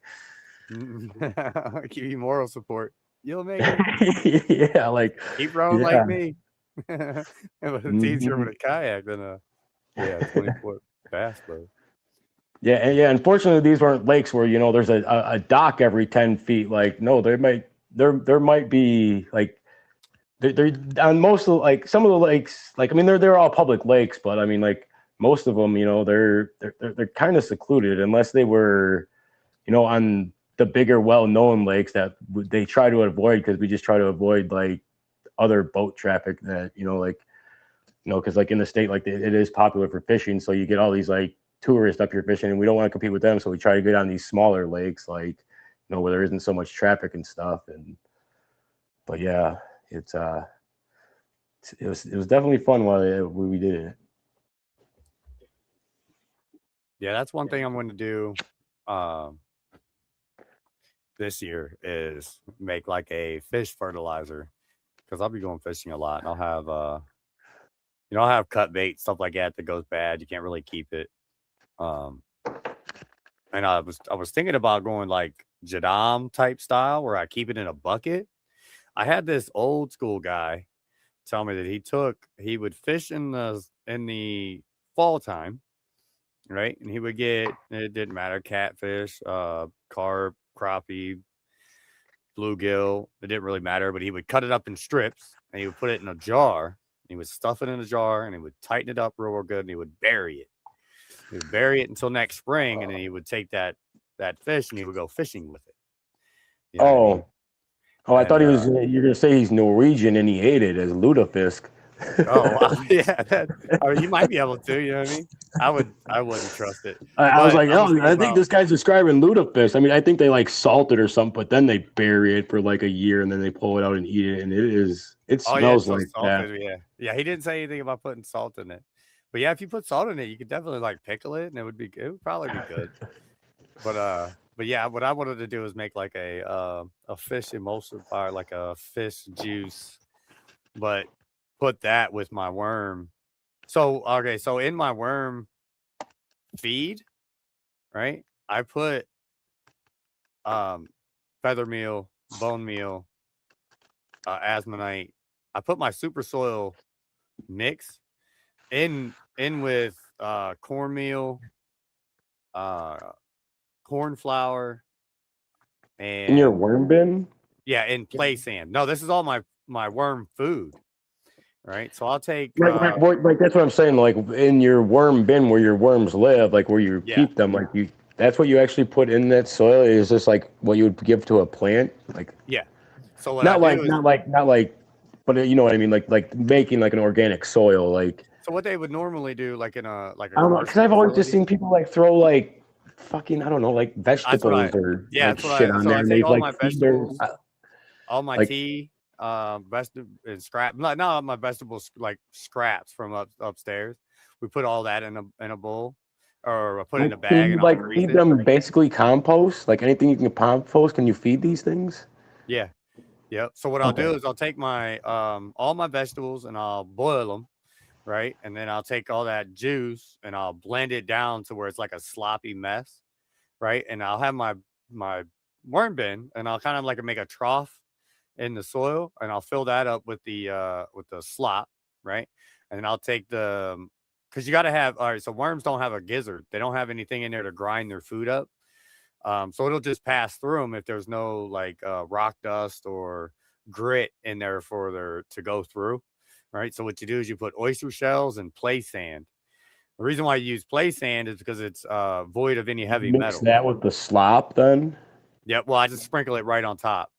And then as they work through it, I put all that. But it has all the the amendments in it. You know what I mean? So then my worm castings is going to be, super good, readily available, all the amendments that I need. So it's like a super worm casting. But I'll put that with my fish emulsifier, liquid fertilizer or whatever, or the worm juice. So if you put more and more vegetables in there through the week, it'll kind of like you'll have a lot of moisture that runs off, right? And you can sell that worm juice basically. But I thought about taking the worm juice with the fish juice and making a super juice. making the crunk juice for your plants. You know what I mean? Oh my god, a stank Yeah, juice. it's raunchy, ready to go to make your make your weed smell Oh my great. god. That'd be the vision. But what happened last time is I started getting worms from other places. Like I would go to like a random Walmart and I would get worms. We would go fishing and I wouldn't use them all, so I'd come home and I'd put them in my worm bin. Right? I wasn't gonna throw the worms away. I just bought them. You know what I mean? Well, not realizing that I got Indian jumping worms, Asian jumping worms, and the worm castings is real different too. It's a real gritty, like I don't know, clumpy, like instead of being like nice and like flowy and feel like a I don't know, like like sand. You know what I mean? Not really. Mhm. Uh, but yeah, it would. I don't know. It felt like Yeah, it's just like a more coarse sand, really. Like, yeah, real clumpy. Like so, I ended up taking all those worms and I got rid of them, and that's why I'm revamping because I didn't want to put everything back in my bins right away. I want to make sure all the worms, like if I do miss any worm eggs or anything like that, uh, I'll go ahead and they'll die. You know what I mean? Any bacteria that's on the worm bins, and then I'll scrub them before uh, before I put anything back in there. Try and mitigate. yeah, that's I don't know. Like I understand like Yeah, the my worm wife will not farming, allow but me to do this inside the house. This is not going down. oh, This I is going bet down not. outside for sure. Yeah. Yeah. Fuck. Yeah. It's not going to happen Yeah. here. I would have to get another warehouse, a worm farm, big worm farm. Yeah, I don't know that like that's just what I love about hydros. It's just like so minimal. Like there isn't like all these like add-ons because you probably got into worm farming because you're like, hey, like all this shit's good for my plants. Like there's so much benefits here. Like why not? Like That's exactly and why. it's just like, Yep. Yep. I kind of seen a uh, market with so me being a convicted felon, I can't get into the cannabis market. I can't sell anything for cannabis. If I would want to get into the market in any type of way, it would have to be like a side market, meaning like worm castings to go for anything. I could sell you worm mm, castings, just not even being in the industry. I'm in a worm like a casting industry, but I could sell that to cannabis users. So it was kind of yeah, my way of getting around the system, I guess, and still being able to see if I can make some sort of a business out of it. Um, so it just starts off as a hobby, and then if it works, if I like it, then I can maybe one day turn it into something a lot bigger. But I love fishing, and so that's why I started going the bait route mm-hmm. because they do procreate every 3 weeks. Every 3 weeks to lay eggs, uh, and then every 3 weeks their eggs hatch, so they procreate. And then there's anywhere from 3 to 5 worms in each cocoon. Uh, and they just so they just I if you think you buy cut a out. five Maybe it was pound just on my end. batch, you'll have 100 pounds in a year. No problem. Yeah. So I had to find a You way still I could get rid of. talking? I don't hear you anymore. Oh yeah, you're frozen. Oh, There you go. Are you back? oh, what the hell? You was frozen. Oh, let me see if I can get. I don't know if I can do like a back chat, a side chat. You might have to come out and come back in. Um, but yeah, that would be the reason why I got into worms. See, oh, that didn't work. I figured if I'd take him off stage and bring him back, it would work. What up, Gage? Hi, friend. How you doing? He dropped off before I leave to get my son. I appreciate you. How are you doing? Just sitting here talking about um my life adventures with worms, I guess. But I think that's what I was saying about earlier about living soil. It's more of a way of life. It's not necessarily just um, a product. You know what I mean? And I guess compost just takes up way too much space. I can have like a 2 foot by 3 foot area, 6 foot high, and I'll have a good amount of space for worms. And it was just a lot more feasible. Um, I don't know if you can hear me, but I can't see you. Hello. Watch my voice I wish I load could do a side chat. I thought we had. Oh no, I took the chat away. We don't want to do that. We don't take the chat away. Um,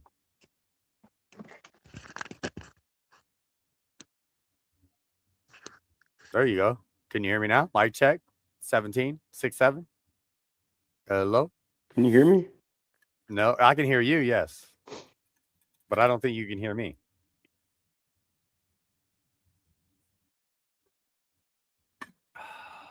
I have officially drank all of my drink. I should think about this. I did this last time. I drank all my drink. Um, and I had a little bit to go. All right, let's remove that one. Oh, let's put that one up there. Something's going on with the star rays and the gammas Hello. and the wet Wi-Fi. StreamYards is acting up. I can hear you. Can you hear me? Yeah, I can hear you. Hello. Like I said, I wish I could do a chat. Let me do this.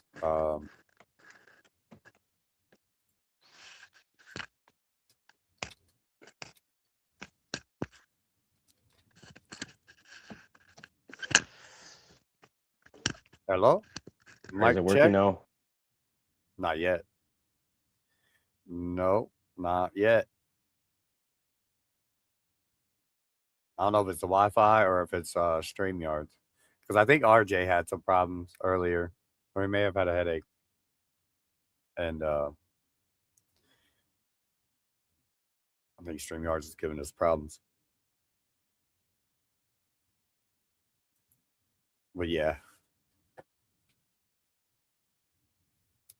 Oh yeah, let's let me see if I can get some links going here.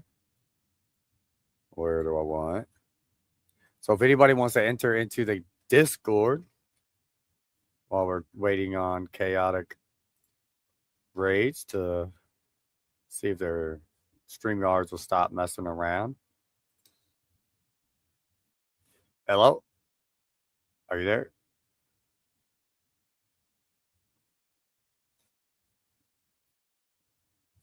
I'm not real super duper active on Discord, like chatting. So if you do go in there, you can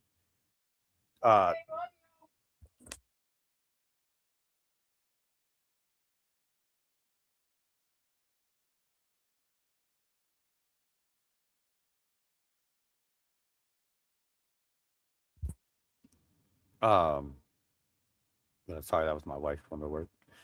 But if you want to, the main thing that I post is my YouTube notifications. And when I go live on YouTube, and that is either my gaming channel or my or this channel right here. This is my Instagram. Oh, I was gonna see if he was here yet. Here is my Instagram. If you would like to follow my Instagram and see my growth, I gotta get Chaotix. And if you have a X or a Twitter X Twitter,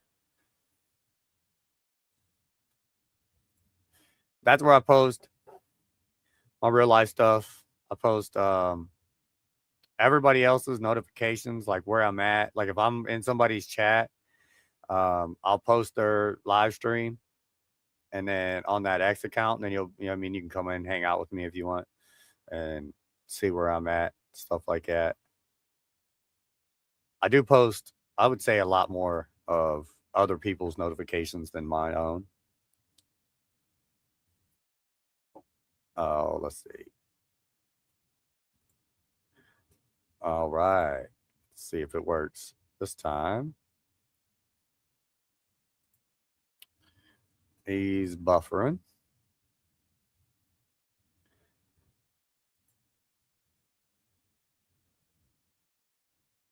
Let me see if I can get chaotic as information here. Can you hear me now? Yeah, I can hear you. Oh my gosh. Nope, he can't hear me. No, I can hear you.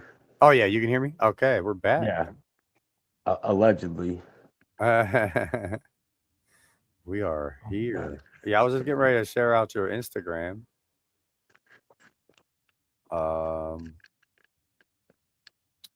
Just looking for like a share icon. I guess I just copy the thing there. Yeah, I would help you out, but I don't even have Instagram on my PC. I guess for the I don't know if that's clickable. That doesn't seem like it's clickable.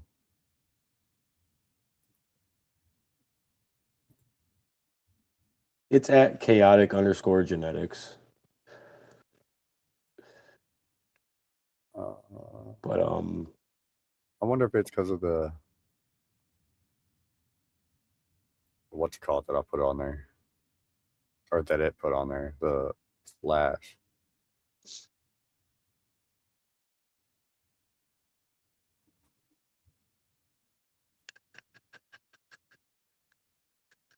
oh my god.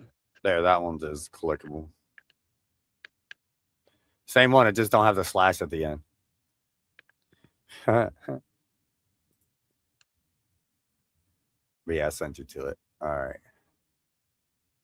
That'll work. Oh, of course. Yeah, of course. If you could smash that like button.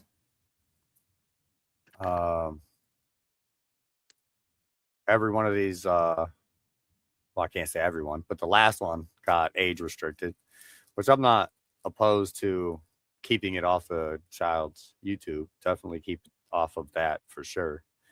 But I think if they have a kids one and an adult one, then they should keep adult stuff on adult and a kids on a kids. I don't know. Age gating is just suppressing your video. That's all it does. Yeah, like I already say no to this is not for kids, not made for kids. So it already takes it off of the kids' YouTube. I choose that setting, but then it further goes on and age gates it. So like I don't understand the double standard, the second age gate. I don't know how they further. I don't know. Crazy. It's all YouTube though. I've definitely seen videos that should be age restricted that are not, like homemade flamethrowers and like how to turn everyday household items into alcohol. Like, and I like remember seeing this video and I'm like, how is this not age restricted? Like, you're literally teaching kids that don't have access to alcohol how to make alcohol, which is dangerous as fuck. Like, yeah, you should not be doing that. Like, like even when you do it the proper way, it's dangerous, and the way you're doing it is like even more dangerous because it's like making alcohol is dangerous. Period. Like, yeah, definitely. Like it's poisonous. Like, well, and it could be a bomb. It could blow up. Yeah, there's multiple reasons, but you're literally like making a poison like that can kill you. Like, like if you you do, I mean, like if you sip the head off like some of the fucking like I mean, there's a reason they dump out like the head of the still, like that shit is poison. Like it can fuck you up. Like they don't drink that shit. They don't, they throw it out. Like I don't know. I don't know. Like regardless, like you're showing kids how to make alcohol, like and it's not age restricted. In my opinion, alcohol. Well, not my opinion, but from what I've heard, alcohol negatively impacts every cell in your body when you drink it. Um, Cannabis does not do that. Cannabis actually Yeah, no, negatively like impacts negative cells. I mean, cancer cells, and or positively impacts your body in some sort of yeah, way. like I It's am not against people who want to consume alcohol, but don't be against me if I want to consume cannabis because I yeah, mean, like honestly, like cannabis. I mean, I'll argue to death. Cannabis is healthy for you. It all depends on how you consume it. Like yeah, you're sitting here and smoking joints and blunts all day. Like, no, that's unhealthy for you. Like, now there you are getting cannabinoids, but you're doing damage to your lungs, so it's no good. And not only that, you're doing heart damage, and like it's not good for you. But yeah. like if Just you're somebody who consumes like through edibles or oils, or like even that's dry herb vaping. When you dry herb vape, oh, when yeah, you that only it's hit yes, it's much and healthier. Yes, don't burn the plant material, yeah, it's a like lot there's no less like carcinogenic. Not hmm 100%, but yeah, it's a lot better no, way it's not to definitely a do it. lot healthier. Yeah, if you But use it, like if you're using it like strictly, as edibles or oils, like it is 100% like healthy for you. Like when weed starts to explode, I'm done. Yeah, yeah, but that's what we're here for is all the questions. I love all the questions. It helps me learn. It helps me refine my knowledge, and I really like this duo here because I'm living soil and he's DWC or hydroponics, and so you kind of get the best of both worlds. And I'm not yeah, opposed to basically, any way to grow. I like all of them. yeah, I've grown every way except basically like a living soil bed. Like I've grown organic, I've grown flood and drain, DWC, tried RWC, but it's a pain unless you actually like I don't know, like you can do it properly, but I don't know, it's just it's it's easier for me because you don't have to like you can individually feed every plant. Like I don't have, like instead of like, you have whatever you have on your RWC, you have 6 or 12, or sometimes just 4 plants on there, like they're all in the same feeding regimen, like so at least in like DWC, you can like give plants different, like because lots of times like plants will ask for more of it, and like this other plant won't, is already burning up, so it's like, what do you do? You So I obviously got kind of had to. that situation in my living soil. I had one plant that was um, a little less green, more on the yellow side, and it seemed like it wanted more nitrogen than what was in the bed available. And the other plant sitting right next to it was flourishing. I mean, it was just green, and the contrast between the two, and they're in the same 3 foot by 3 foot, 18-inch high bed of soil. Yeah, They're getting the same gallon of water, poured all around. So I who is seen it? that contrast, and I just figured this one over here was a heavy hit eater, and it just needed more to do what it needed. And I probably suffered on my harvest, on my yield, just due to that fact, because it just didn't get what it needed.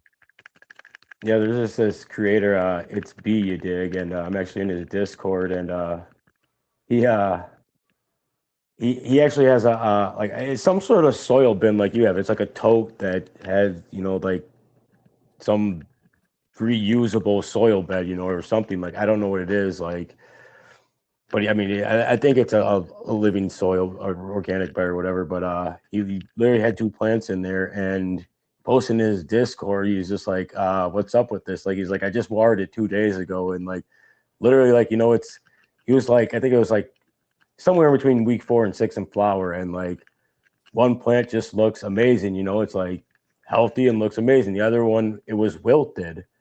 Like we were just like, maybe it just got uneven watered or something, like it'll probably be fine, in like a day or two, like, well, it never did, and it never came back from being wilted. Like it just kind of sat there, and he just ended up cutting it down because, like, I think he let it go for like a week, maybe, or two. I think it was just over a week or something. And like he was just like, what's going on with this thing? And it was like somehow it just literally died, but the plant in the same soil it had been with, it was perfectly fine. Like, It might not have been able to get a good root zone established because the rest of the bed was filled up with the other plant's root zone. Um, so putting too many big plants in one bed of soil would be a problem. And now, like you said, mhm. it would be fighting for the resources. You know what I mean? As that water goes down there, them roots are starting to drink it up quick. And I mean, the other one probably had a good established root zone, and it just kind of drowned the other one But out. I don't. You would like you just would have think like I mean these they're obviously in this pot together for like by that point at least 2 months. Like I said, he was like at least a month in the flower, and it's just like at what what happened? Like did it just get oh just a little bit overwatered and it just like could never recover because it was already like the runt and then like it just like I don't. Yeah, I was just like bad. I was like, I have no idea. I've definitely seen it. Like I said, like I've had one die on me. Like that was, not aerated and like it didn't, like it drowned, like and it never recovered. Like I tried, like obviously like aerating the hell out of the water, but its leaves never perked back. I mean, it literally just died. Like it it, just gave up. it It was was just like like, 6 weeks in the flower, and I was like, okay.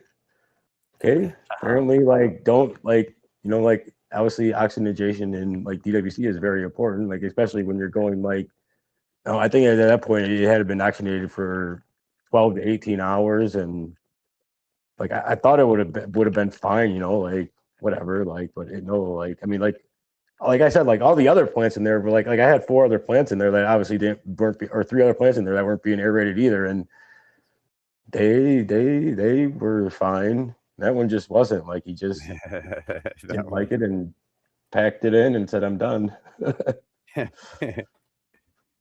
Yeah, that's I have a hard time watering in smaller pots. I overwater every time. Um, I just I think I water the same as a big bed and not realizing that you need that dry back. You need that time for the oxygen to kind of soak back into the soil. And Mhm. but yeah, he said, do you taper down your newts in hydro when finishing flower? You kind of touched on it earlier a little bit about the plants basically stop taking the nutrients, is what you was saying, and that's when Yeah, it's and I do for the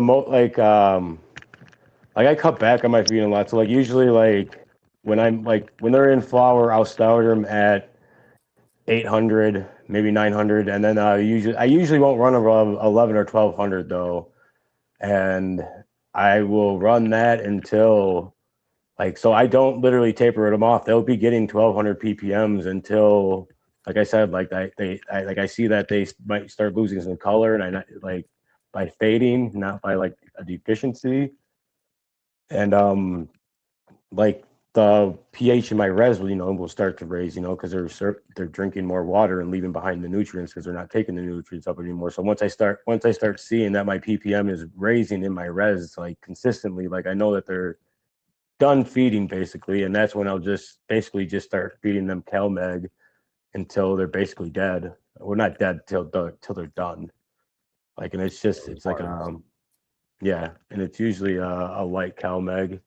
I usually use like 15 milliliters and like 3 gallons, so it's like 5 milliliters per gallon is what I'm using at the end of harvest. Like some people say I should use 15 milliliters per gallon, but I have not seen a difference honestly because I have tried it, but it really didn't. I didn't notice a difference, and I mean, like at that point, I was like running like the same like four cuts that I had for like at that point like 6 or 7 years almost. Like for Right. my it's like so I could tell like I knew what these plants were doing and like and the crazy thing is like they like even though they're cuts like if I put them into soil and put them into a different tent, that you get different phenos, like or whatever you want. They're okay. They're not phenos. I think Different they're environmental called. expressions.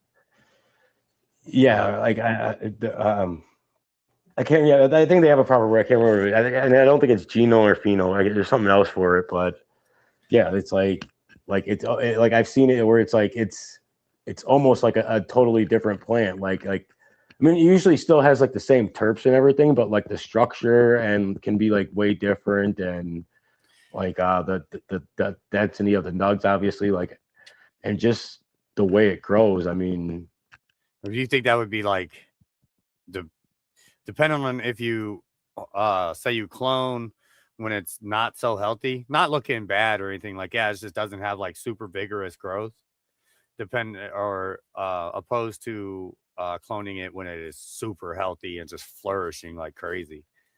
I've heard you get genetic drifts if you you know, you have a mother plant and you're just kind of having giving it low newts and you're just letting it ride along real slow. And what you're yeah, kind of and supposed to there do is definitely you do to get a genetic drift, because even I notice it like after like normally I don't keep a mother plant unless I'm breeding. If I'm just running it for like a production plant, like I just clone up a clone up a clone up, like, because I mean, like, you can do that generationally for a minute, like yeah. like like I said, like I've done it for 6 years, like years, and like that's when I finally did seeing like some of them would almost like some of them would even almost mutate, like, start throwing off like weird leaves and shit, like not when they're like re-veg and like in flower, like, like all of a sudden, like you'd see like a 3 leaf come out, or a freaking finger leaf come out, like, so it was like, that what the fuck's this plant doing, like, Right. now, like, I don't know, maybe I never noticed like it degrade, like it's like the digression of like the actual end product, like, because you had it forever, but like, like I have basically fresh seeds of like everything that I have, so like I can find a very similar seed, and like I have before, like I've had to replace shit before, like, because there's like if I've only got it a couple times, but if I get powdered mildew, like I've taken out everything in there is gone, and like I kill every plant. I bleach out, like I take apart all the lights. I take like I'll literally throw away all the carbon filters, freaking, and all, like, they're done. Like like all, like, literally, like, you got to take off like all the clips, like all the hangers, like the ratcheting hangers, like just throw those away, because those ropes, dude, like they will hold on to that PM. Like, any fabric in there has to go. Only metal surfaces, and like I guess you could like literally like soak these things in like bleach, and it probably, like for a day or something, and it probably like work, or some sort of solution that would probably like get it to work or whatever. But Right. like it's like you just get rid of all that shit and start over, Right, because yeah.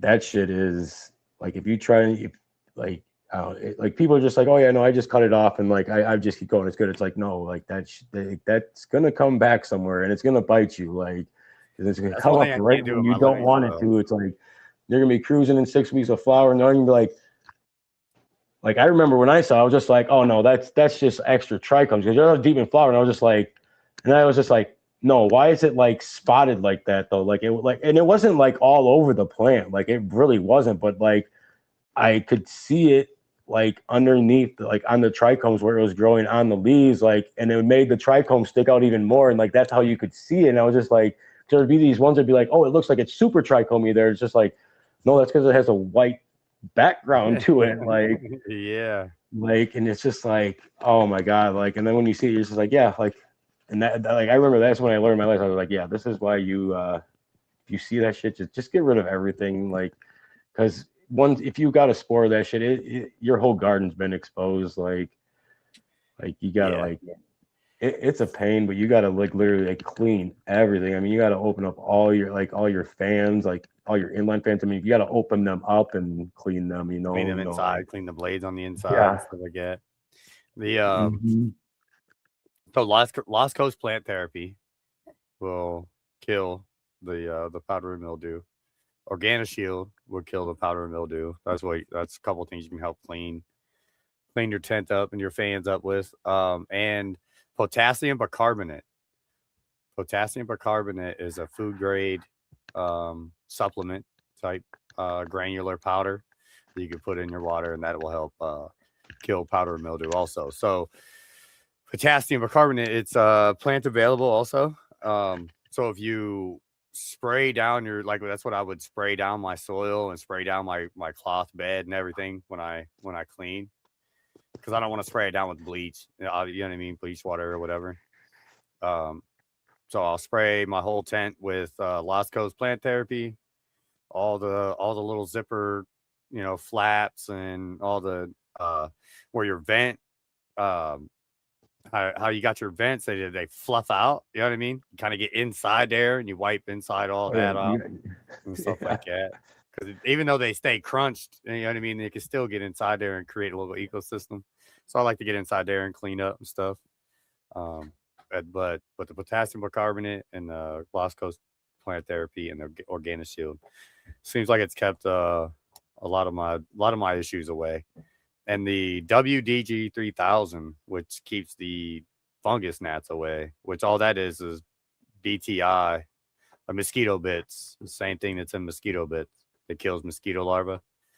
Um, Yeah, but yeah, and honestly, like I definitely know that like the powdery mildew that I did get, like you also got to know that like it's usually you that is bringing it in, like plenty. I'm like it like I definitely know I brought it in because I had powdery mildew on vegetables outside, and even though like I might come inside and like shower or whatever, like I don't know, I remember there would be days like I definitely did not shower and I like just would mistakenly go downstairs, to check on something, like maybe yeah, because I knew I didn't shower or something, but I have to like unzip it and make sure like the lights on or something, like something stupid, like, and then I'm just 100% certain that I brought like it in on myself, like I yeah. don't If know, nothing like else comes in and out. as long as you don't have like a garden outside, like, and you keep your like you're usually good, like because like most people have like pretty good airflow, they're not like they don't have like like dampness in their tents, like where you usually don't have Too the much humidity. the environment for making PM, but like if you bring it in there, like it will take hold and it because it's a powerful thing, man, like. And it's nasty. Like it's hard to get rid of. It's hard to kill. Yeah, Like, devastating. But like all right, that we would be my are. like that would be my number one fear if I were ever to be like if I ever did it like as like a business and like did it and like rely like if I had to rely on it for an income, like that would be my fear. Like if it was like getting a powdery mildew in one of my crops, like Yeah, and that's why these people buy these fucking radiact or whatever they are the radiator they're radiation. radiating their weed, Oh like, and I yeah, can't yeah. even. I'm just like, what else? Like, does that shit even get you high? Like, or does it Oh even like, no. what cannabinoids are you fucking killing when you radiate it? I mean, Yeah, like, all of like, them probably. and it's legal. There's It's no like, entourage effect. so basically, if you got powdery mildew, all you gotta do is throw it in this fucking machine, and now you can fucking sell your weed, and it's fucking stupid. Like, it's like, it's disgusting. Like, Yeah, yeah, that's why but I like. advocate for home grow. Grow your own Yeah, stuff. like that's what like that's how I see it, but like that's why it also should be like like on more of a local level, because like if it was just a mom and pop shop, like I don't know, I guess like I would like to believe that you'd be able to like get through that, like one harvest, because like like because you're basically like as long as you got good product, you're based on like loyalty, it comes down to like loyalty, and like service, like if you get better service somewhere, like that's where you're gonna go. If everybody's got like the same product on the same level, like it all comes down to service. Like Right. so. I mean, yeah, it's whatever. But yeah, like I would powdery mildew is a well, Scary. Mites it is a would little be. scary, but you can get rid of the mites a little easier. I would have to say. But if you get spider mites, I think you would have to just take everything down also. And in flour. You get them in flour, it's almost over with. Yeah, I've seen spider mites once in my grow, and oh god, like it was like it was when I was actually like it was before everything was legalized, so it was like in a remote grow, like I'd rent a storage locker and like I'd only have to stop there like once or twice a week, and it was all just flood and drain and operate all by itself. But like it, um, oh my god, I just forgot what the hell I was even talking about. Like, why the hell was I talking about this? We're talking about Sorry fire about that. mildew. I was getting I forgot. your link. We've come up to the 2-hour mark, a little over. I definitely appreciate the show. It's definitely awesome. Yes, thank you for everybody stopping by. This is episode 2. We'll have episode 3 again, or not again, but we'll have it next week. I would like to think that we'll have like 100 episodes or 420 episodes. So this is definitely an awesome journey that I have started. I'm glad you're here. I see Rock Solo, something might have come up or something like that. He said he was on his way, and then RJ tried to come up too. So I definitely appreciate that. Let's see here. Get the list. If anybody wants to enter into the Discord, if I can get it copied. I wish I can copy all these and put them in all at once, but I cannot. Gang. I appreciate you being here. I hope you feel better. But I think this ends up being a clickable link, even though it's got the slash at the end, which is odd. But yeah, it's clickable. But that is my Instagram. And I don't know, do you have an X? I think I asked you this before. No, I actually deleted it. I I don't know why. I was honestly only going on there to see freaking unedited fucking videos like that you can't see on YouTube. Like, Yeah. I don't know.